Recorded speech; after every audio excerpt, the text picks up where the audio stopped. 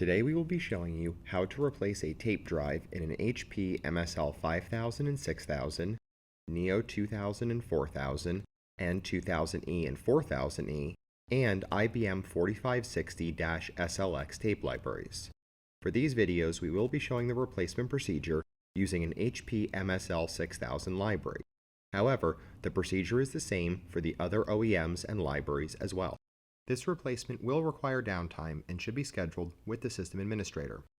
This procedure will apply to both LTO and DLT or SDLT tape drives of all generations for both the 5U and 10U variants. It will also cover both old style and new style tape drives. The first thing that you will need to do is identify where the faulty drive in the library is located. If you have a 5U MSL library, drive 0 is on the right and drive 1 is on the left while looking at the library from the rear. If you have a 10U MSL library, drive 0 is on the top right, drive 1 is on the top left, drive 2 is in the bottom right, and drive 3 is in the bottom left, also while looking at the library from the rear. Once you have determined where your faulty drive is located, you will first need to find out if there is a tape loaded in the drive. If there is, please attempt to use the front panel commands to move the tape from the faulty drive to a magazine location. If this command fails and the drive will not eject the tape, you will need to manually extract the tape from the faulty drive once the replacement is complete. For assistance with this procedure, please see our videos on removing stuck tapes from HP LTO, DLT, and SDLT tape drives, depending on what type of drive you have.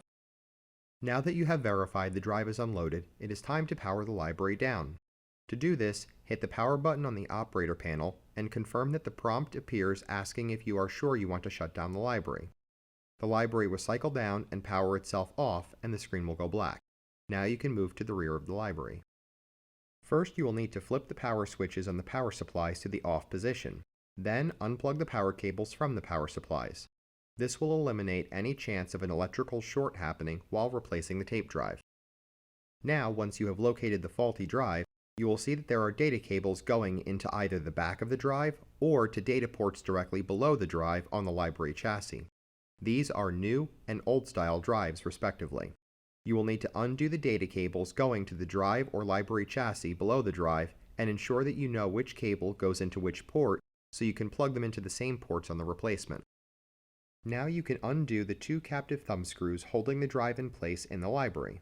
These are much easier to undo using a medium flathead screwdriver as they do get rather tight. Once the screws are undone, you can pull the drive straight back and out of the library. You are now ready to install the replacement.